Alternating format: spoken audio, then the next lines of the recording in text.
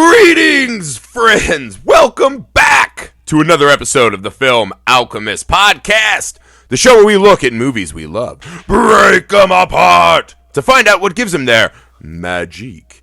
I'm your host, Josh Griffey, joined as always by my sweater-wearing murder granny and co-host, Alex Dandino. Oh, that's sad, actually. I guess Mrs. P.O. Voorhees never actually got to be a granny. That's sad. That's a brutal way to start. P.O. Voorhees. Very nice. Mrs. P.O. Voorhees. You're welcome for my dad joke. We're starting this one off right. All right, guys. You made it through with us through every Nightmare on Elm Street. I believe this Friday is the first of our Friday the 13th series, if my days are right. We also, so now we're about to do every Friday the 13th. Now we're about to do The Lighthouse, The Parasite, 3 from Hell. And then on Halloween Day, Freddy vs. Jason Spectacular. So I hope you guys are having fun. I hope you enjoy what we're doing. Follow us over on Twitter at Film Alchemist 1. We're also on Instagram, Facebook. Please take a second, leave a rating and review. Share the pod with your friends, guys. This helps us out enormously. And we appreciate it. A lot of you guys have been joining us and doing a lot of good work for us. So we do appreciate, but enough of that business. Let's talk about Friday the 13th. Alex, I think this movie is even more fascinating than the Nightmare series for two obvious reasons, right? One, Jason, who now has become as iconic as Freddy, Michael Myers, right? There are a handful of horror villains that are just so ingrained in our pop culture. Right. The strange thing about this is Jason, as we know him, did not really appear until Friday Part 3. Right. So I think it's fascinating to look at this. What did Friday do, right? Because their stated mission was essentially to do a ripoff of Halloween. Right. What did they do that separated this movie out and kept this franchise going until Jason appeared and just collectively had our minds shook?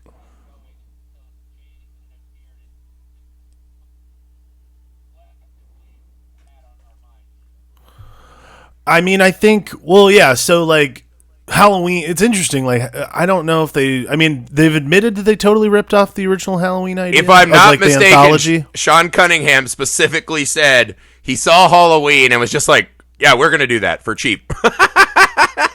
Right, so the original idea, too, for Halloween, as well as now Friday the 13th, was to do this anthology series, which is like a different story every time revolving around the Friday the 13th legend or the Halloween legend as it went.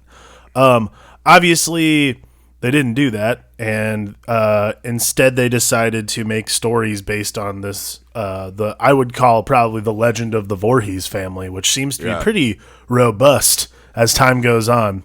Well, if you guys make it with us all the way to Jason Goes to Hell, right? This is the one where Jason essentially is black ooze that can kind of go between people. Sam has a theory that might recontextualize all of this movie. And I'm not going to jump the shark, but as you listen to all of these, by the time you get to Jason Goes to Hell, Sam gave me a really interesting thought to go back and look on. So stay tuned for that. I think what makes the first Friday the 13th sort of distinguishable is the main reason to me is how would I put that? The cost of having sex is pretty high. The cost of for teenagers.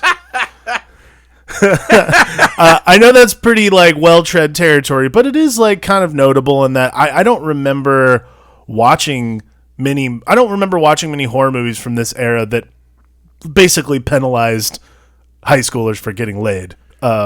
I mean, in this regard, this is the thing, right? Is Halloween did that as well, right? If you were having sex, you were penalized. Obviously, the famous Michael Myers in the ghost costume. But what I think is different about Friday, right? I think there's a couple of things that Friday has working for it that made it stand out and different, right? Because this is one of the movies that's helping create the tropes that now are so worn that we understand all of them. Right. What I think is fun about this one is I go back to, I think it's the POV in this one. And what really struck me about the POV in the first Friday movie, and you can see it in the first opening, right? When they're doing kind of the Kumbaya shot, and there's a lot of watching kids through windows, right? So from the darkness, you watch through a window, this bright lit young people that have a bright horizon, fueled by hormones, their inner fires burning bright. And it gives you this ominous feeling, right? But what is fun about the POV in this is, what I think is fun, because the POV puts us in the mind or the eyes of a killer, right? Yeah. But there's these other shots they do where, and you can see it as the two teenagers are running up to the barn. They're like, wow, those singing Kumbaya really got me revved up for sex. You know what I mean? Yeah, I always found that on this viewing, that was like actually one of the first notes I took, was I was just like, why are they so fucking horned up by sitting around a campfire listening to some asshole play guitar? Yeah, like, no. I can't remember. I mean, like, I think this is probably like the inspiration for Fish concerts everywhere. It's like, oh, sweet, we can all play guitar together and then get laid. I think it's the mix of playing guitar. You can feel the dark energies tingling between your body, but also the constant repression and ham-fistedness of trying to be a good little boy and girl. You just want to blow it off. You know what I mean? But this is, by the way, on record, the first jam sesh that ended in someone getting laid. I'm just going to say that right now.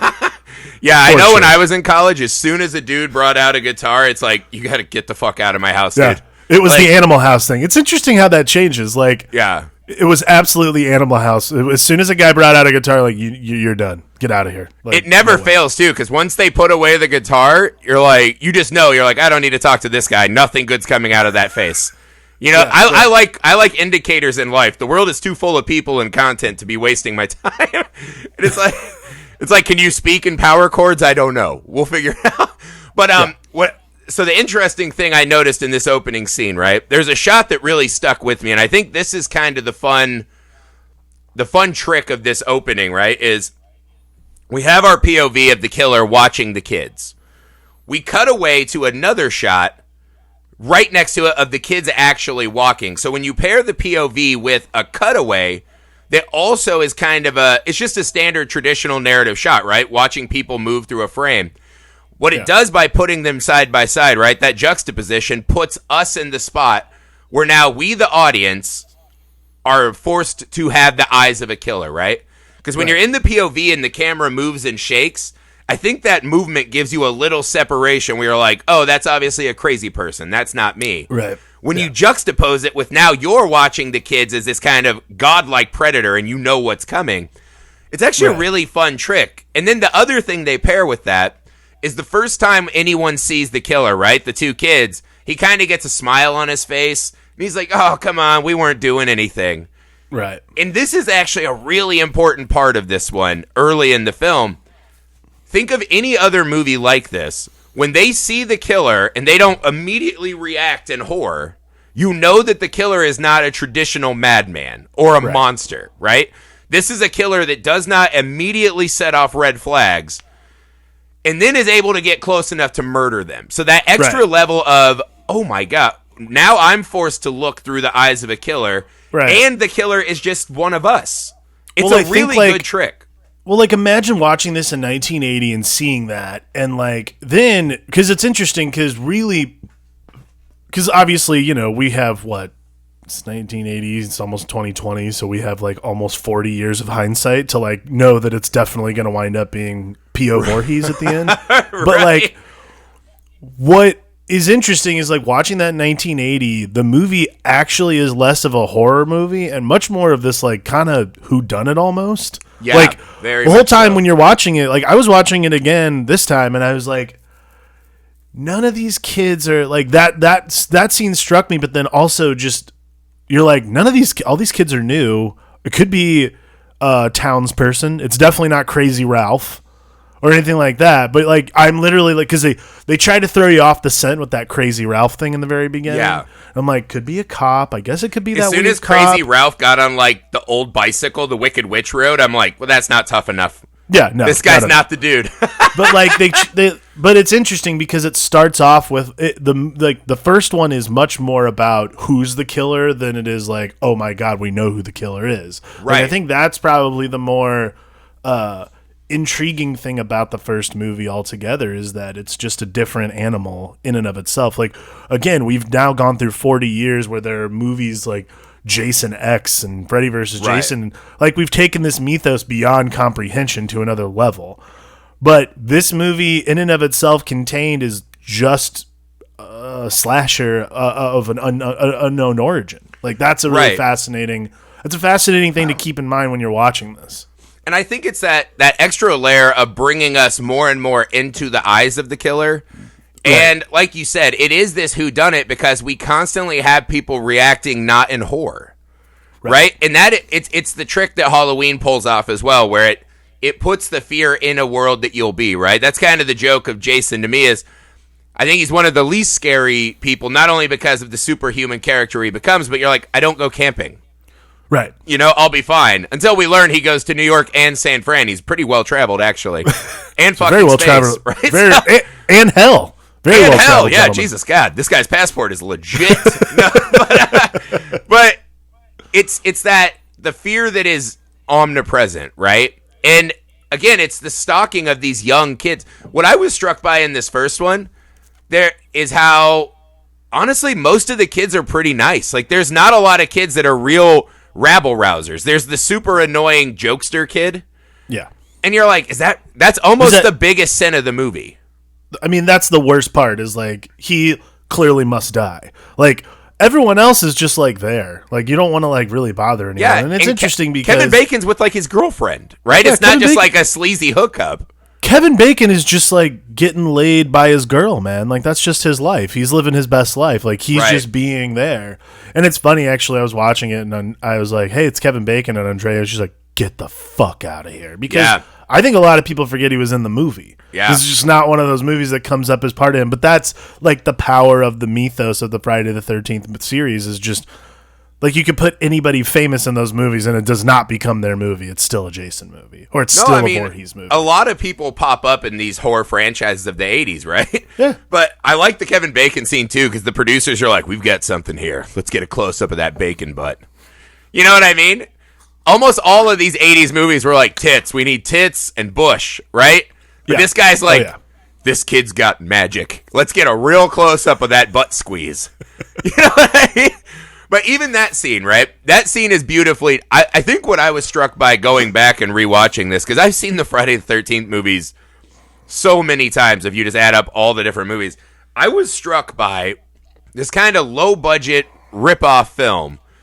The amount of really quality filmmaking that's happening here. The visual storytelling is fantastic. Well, it's inventive. Like it's stuff that they're not reinventing the wheel, but they're definitely inventing something by just being it's the combination of the POV shot and the soundtrack and that kind of thing. Like I mean the music is phenomenal in this. I mean that's like really what sells the whole it doesn't sell fear. What it sells is eeriness. It sells impending doom, and that's what I think is the real value of the Friday the 13th movies is the impending doom. Like even as you go further into them, like 2 and 3 have this as well, but like the first one is so well endowed with this feeling of that whole thing. That is so it's iconic, yes, but like again, think back to the 80s. The first time you would have heard that, it sounds like breath. It sounds like breath being taken away. Like you don't know what's coming. Well, once we figure out what it is, too, it's extra chilling. Absolutely, and it's another device. Again, we don't know what it is, right? But it's this other device that is sinking us further and further into this killer's persona. Right. But the Kevin Bacon scene, to come back, the thing they do in that scene that is fascinating to me, and this is something that changes as the Friday series moves on, we don't see an enormous amount of the kills on screen in this one. Right? It's like you said, it's more about who's doing it. And then at the end we get into like the Martha Stewart of dead bodies, right? Where that kind of behavior, which obviously is a Voorhees genetic trait. They love, doing artwork with the bodies. Yeah. But by the Kevin way, Bacon and his girlfriend are banging. And there is this pan up to the bunk bed above them where the jokester kid who had followed someone into the cabin and we don't know who or what is just laying there with his throat sliced. And so the innocence of these kids, right? These are just two kids having fun. They're at a camp. They're having, a very nice little lovemaking sesh. And there is a dead body, another dead child right above them. And so the vulnerableness of them below with this fucking horror, this impending horror right above their head. Yeah. That is a truly terrifying image. And it's the kind of thing that in later Fridays, we're more worried about the way the body is mangled, right? Yeah. And not as much about the consequences of it. And that shot to me is what separates Friday 1 from the rest of the series. Sure. I would say the other thing that Friday 1 does that none of the other ones have done is so that POV shot, which is very important in the first one particularly. And it's not just, I would say, the P.O. Voorhees shot. I'd actually say also they do this good job of this, like the device of using a POV to kind of throw you off of what you think or who you think the killer might be is really fascinating. Like when they're doing the driving shots, people are talking directly into camera. They're not looking like there's no over the shoulder shot. There's no behind the, there's no behind the seat shots. It's all directly into camera back and forth. So you're not into, like, they're talking to you and you're seeing, like, you kind of have to make up your own perception, but like you also, like, particularly the girl who fucking has to bail out of that truck. Oh Jesus! Like, which is horrifying, by the way. Like I don't think there's anything more. I truly believe this. Like, there's to me nothing more terrifying than being stuck in a car with someone who actually like ended up murdering you. Like, there's like, well, hitchhiking culture in general is just something that blows my mind. It's terrifying. Oh no, I never understood it. No, it's scary as fuck to think that was like our parents' era, but we've essentially brought that back with Uber. You know what I mean? Just getting in a car with someone you don't, and there have already been Uber killers, you know? Right. Well, and that's like, it's a strange that's for thing. sure. It's amazing to me. We've gone through, how many years have we had Uber now? Probably like 5 or 6 years or something like that, where it's been like a mainstay. Maybe even 10. I don't know. Like, it's been a mainstay of our lives. Like, we say, oh, I'm going to get an Uber. Oh, I'm going to get a Lyft. How have we not had a serious, like, slasher movie about an Uber killer? Yeah, like, I mean, there was a guy who killed 4 or 5 people, I think, before he got caught. Yeah, Michigan. how is that not a serial killer story yet? Like, it's amazing to me that no one's, like, pitched that movie. Or they have pitched that movie and they all know it's shit. But, like, I mean, I'm sure it's on Lifetime somewhere. They love those movies. But yeah, I mean, even the concept of the car, right? That's another interesting one, because this is one of our first kills. We see this very just wholesome, classic American teenage girl. Right. You know, kind of getting a ride. And she does get warned by the town. The townspeople have a really interesting role in this, too, where they're just, hey, man, 2 teens got murdered here like 3 years ago. Knock it off. You should run. They call it Camp Blood, right? Right. So there's kind of a pass to this. And he's trying to warn her, and she, you know, as she shakes him up. But again, she gets in the car with the driver that we still don't know who it is. And it takes this extra layer of, oh, this is a monster that can hide in plain sight, right? Even Halloween didn't pull that trick off. By the time that Michael Myers is an adult and killing, he's wearing the giant mask, and anyone who sees him is immediately like, oh, wow, that's unsettling. Right. Even if you don't know exactly what's happening, you know it's not right. Yeah, this is the only one where they like purposely throw you off the scent in a lot of ways, and you're wondering until the end who it is. And again, like, they do a really good job. I mean, talk about just like the all-time greatest casting. It might be Mrs. Voorhees. Oh, honestly. Yeah, Betsy Palmer as Mrs. Voorhees just fucking annihilates. Betsy Palmer might be the greatest casting bit of all time. Like, I mean, her and Robert Englund. Right? Yeah, like, they both are so... Carrie's mom. Like... Yeah. Robert Englund obviously has the advantage of makeup, but goddamn, dude, Betsy Palmer has the greatest, like, next to Mrs. Baylock in The Omen, like, the greatest crazy lady eyes I've ever seen in a movie. Yeah. Like, I would say that's the Trinity, right? Baylock, Carrie's mom, and then Mrs. Voorhees. Absolutely. That is the Trinity of, like, terrifying mother figures. Yeah. For sure. But yeah, like, as soon as she pops out of the car, like, the once that, like, she comes out from behind the car, she's, like, trying to talk to people, you look at her and you're like, something ain't right. Like, sitting there at the end of the movie, too, you've got to assume, like, oh, fuck. Like, even in 1980, an astute moviegoer probably is sitting there watching the movie going, like, holy shit, it's fucking her.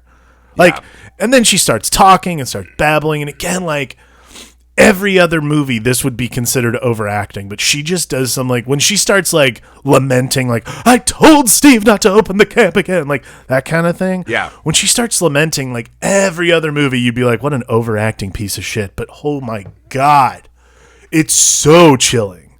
It's chilling. We've spent a lot of time in this movie where we're doing the work of building this character out. Right. So we've laid this entire foundation, you know, of we're plumbing the depths without any information, right? We know is that people keep letting the killer get close, right? We see old mustache bandana guy, Right. He comes out, he's walking up and he goes, "Oh, hey, what are you doing out here?" Oh! So we know this is a problem. In Betsy Palmer showing up when she does, this is our first clue of, oh, fuck. Because that girl, Alice, runs into her arms. Yeah. Right? So this is the first big visual giveaway of, again, we're getting close to the killer constantly. The scary thing they add to Mrs. Voorhees, and this is what does not make sense initially, right? Mrs. Voorhees shows up, has Alice in her arms, right? Does not kill her right there, does not butcher her, seemingly put on different clothes because she's not covered in blood. Right. So somehow Mrs. Voorhees changes her clothes, her personality, her mindset, and then goes and gets a car and uses it as a prop to drive up to the house, gets Alice in her grip, right? She can finish her mission here, but doesn't, right? Kind of puts on this nice neighborly thing and then goes in the house and sees the bodies and still continues to, oh, good Lord, this is terrible tragedy. And then as she starts to lay out what happened to Jason, right? Right. You see the despair and the depth begin to come out, right? Totally. Something is more wrong. And this is a detail I'd actually forgotten. I forgot that she was the chef at the camp. Yeah. Oh, yeah. Right? So this is an extra wrinkle that I thought was important too, is so she was close enough to be checking in on Jason. She could walk out every couple minutes and be checking on Jason. I think Mrs. Voorhees' main motivation truly is grief. She's not out for revenge for kids fucking. What she feels like she should be. That should be literally the only thing on her mind. But that's a mother's grief. That's a woman who's going through some shit. And that I think is probably the most relevant and most important aspect of the Voorhees legend, as Jason becomes the center focus of the stories, is the grief and the regret that moves throughout the story. I think is probably the most important thing about the Voorhees family, and probably the thing that makes them the most, I would say unkillable, is that, grief, what a motivator, man. Yeah. Going into part 2, Yes. But this is the cool thing is, this of all the backstories, right? Michael Myers has no backstory that makes sense. Chucky is okay, he's a serial killer doll. Candyman, basic revenge. Pinhead, I don't know, nipple clamps. Yeah. So, but then you get to the Voorhees, and there's this real emotional understory of people who could have just had a good, normal life, right? The only thing that had happened to them is that the son had a, deformity. But that's the kind of thing, and I'm sure it was different back then, but today that's something that, people are used to and deal with and are, we can get by on that. No one's going to judge you or hate you. Well, some people are just assholes, right? But in the 80s, obviously, there would have been a lot more bullying and this and that. Right. But it's this understory of grief of, in her working at the camp, being so fucking close to her child, right? She probably worked there specifically to be close enough to help Jason.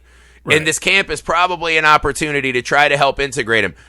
Unless you're Sam Price's theory from Jason Goes to Hell. It's a different kind of integration. But that extra level of grief of, I was close enough that I could have helped in theory, is insane. But when you see her start to tell the Jason story, and you can see her start to separate out, right? And then when Alice and her begin to fight, Alice is actually kind of whipping her a little bit. Yeah. And you're she's just been murdering people and lifting them 3 feet off the ground and staking them in the doors with arrows. Yeah. How is this possible? Well, then we go outside and we get the illusion, right, of her in her own head. Kill them, mommy. Kill them, mommy. And then we realize the voice we've been hearing the whole movie is her inner son, right, that she's created. Kill them, mommy. She's like, I will, Jason. So Jason's hand is in a way guiding these fucking murders. And it's such a scary psychological break, and you see her just lose it. Yeah. Right? So, and that adds all these other, when does she break? When does she revert? What are the triggers for these things? It adds this extra layer that is so terrifying. And Betsy Palmer, like you were saying, just milks the fuck out of it. In a good way, I would say.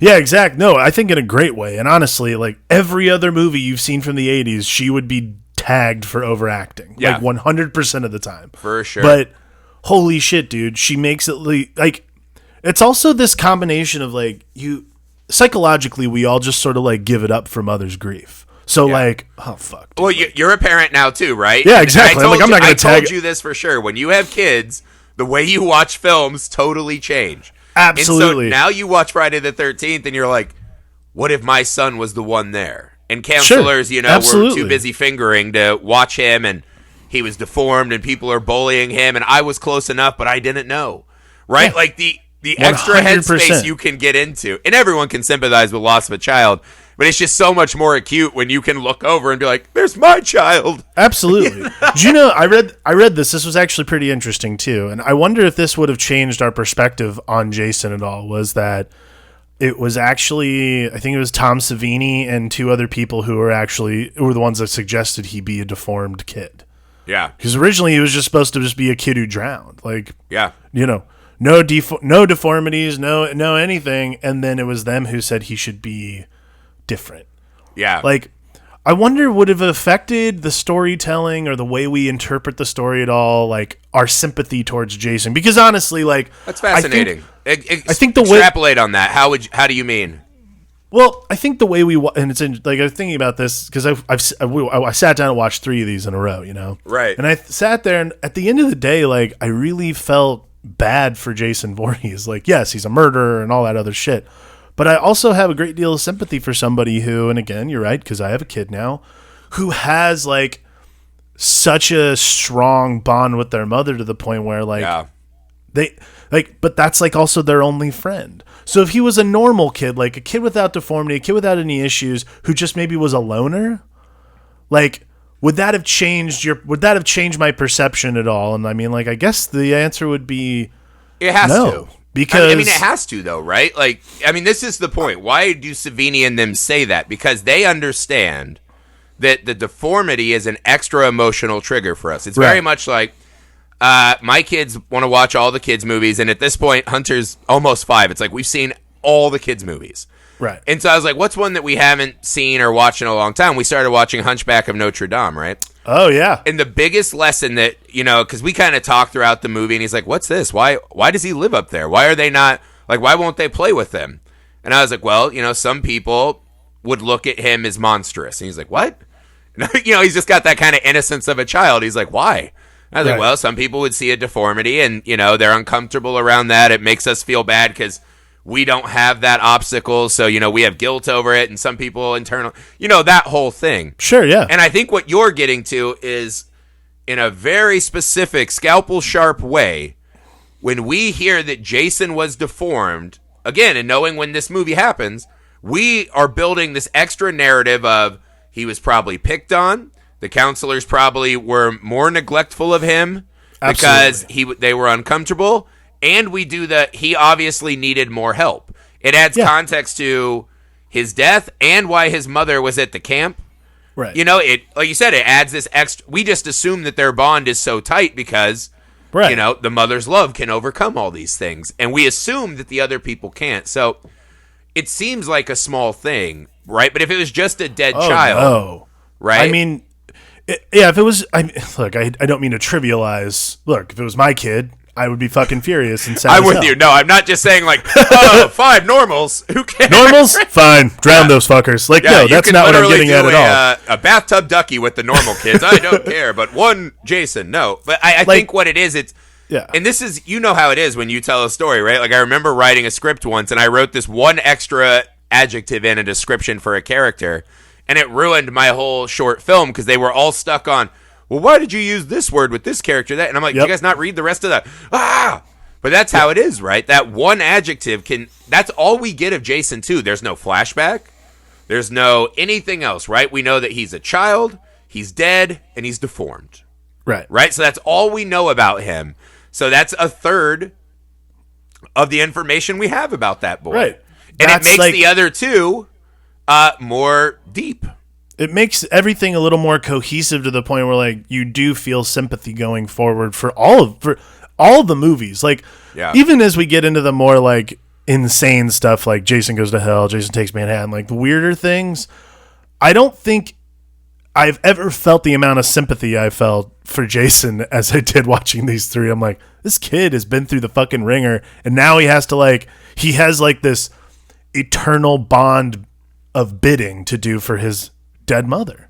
Who Yeah, I mean, part two plays on that a lot. Right. Not only is it and like going into part 2, not only is it this like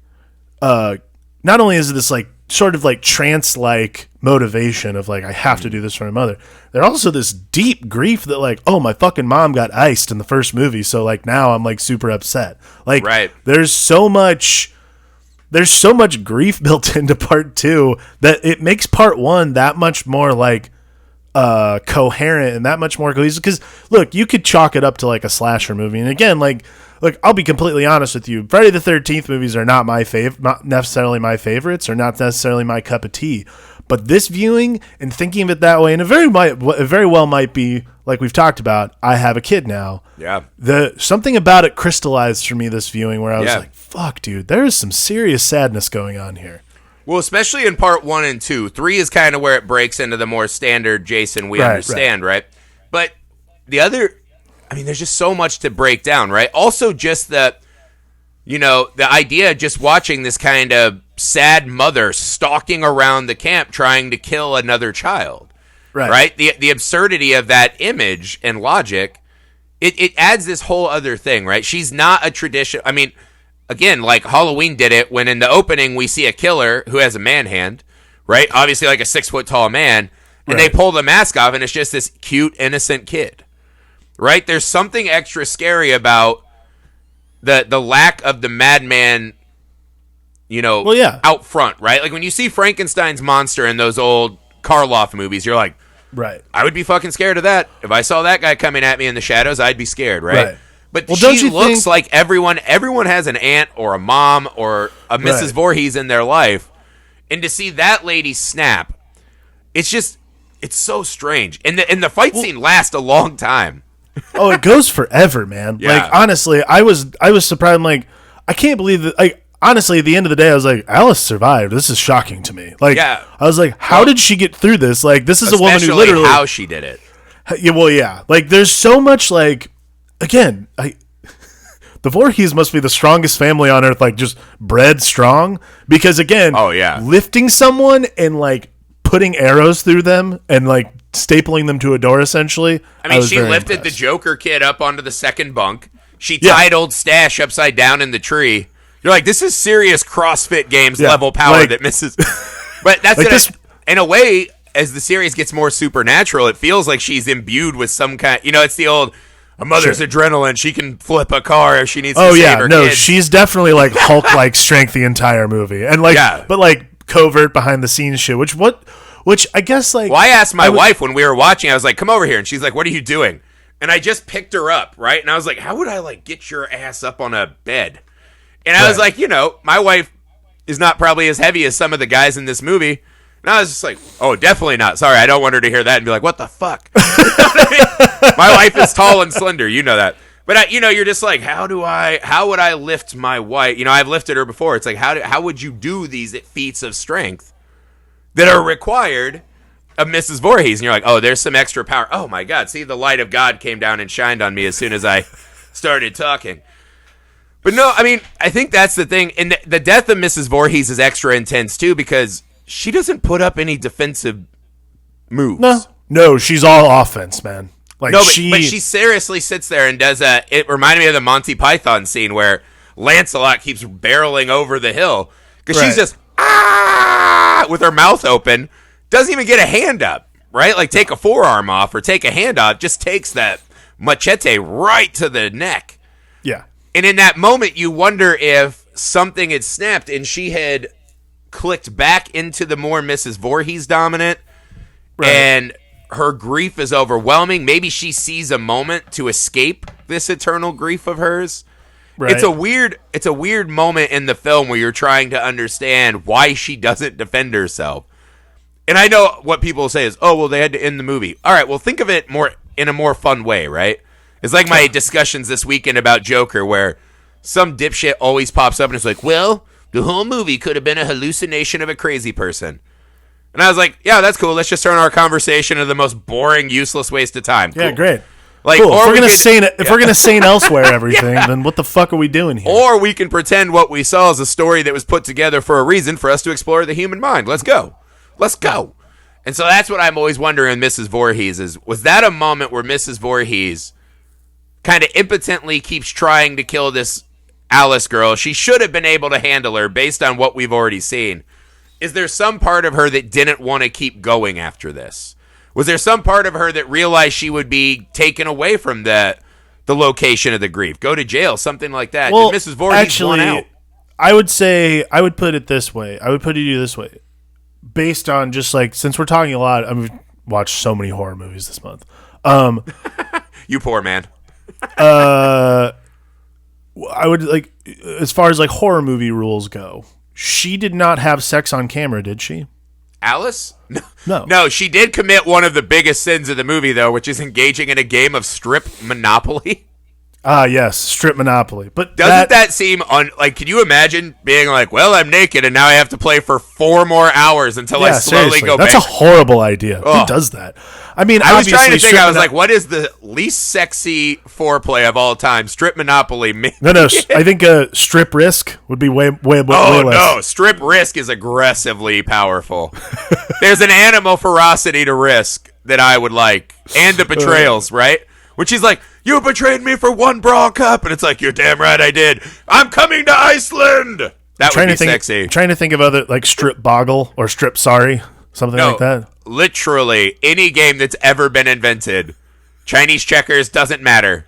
Doesn't matter. Monopoly is the least sexy game. Right. That's like something your stupid uncle who reads the Wall Street Journal and loves Republican politics would be like, "Ooh, strip Monopoly? Ooh, hell yeah." Yeah, I think I'm not sure. Like, I feel like maybe, I don't know if she was tired or like she felt like her mission was complete. I would say, or did she just kind of wake up, right, and was like, "What is happening here?" It's an interesting moment. It could be that. I mean, like her just saying, oh, "Man, that is a good question." Because once they go to slow mo, it's almost as if they're exaggerating the fact that she's not fighting anymore. Right. I mean, she did take a lot of granny concussions, it looked like. You're like, a lot of head trauma for old Mrs. Voorhees. This is not going to go well no matter what. But it's a strange decision to have that really slow, no reaction head lop. No self-preservation instinct whatsoever. I mean, maybe she knew. Maybe she knew she could carry on. Because obviously, like, what's interesting, too, is, like, the way the movie ends, which is the big reveal, the big surprise, which they try to play off as, like, oh, you had a hallucination or whatever. I'm like, it wasn't a hallucination. It totally happened. Maybe. So, like, again, oh, no, it happened for sure. All right, well, let's go to the end, because this is the weird thing that happens in almost every one of the first nightmares is, wow, what a traumatic experience of watching my friends murder and then murdering myself. I best hop in this canoe and float aimlessly. I was like, wow, you guys really like that visual metaphor. They just were like, we haven't shot anything on this lake at this point. Can we get some more lake shots? Like, that's really what it was. I actually think, though, the reveal of Jason popping out from under the water is probably the greatest jump scare in the history of cinema. Totally. Right? I would imagine the first time you watch that, it's... Because, again, they bring the killer into this real-world mother, grief thing. We see her beheaded. Alice floats out. You see police officers on the shore. Everything's going to be okay.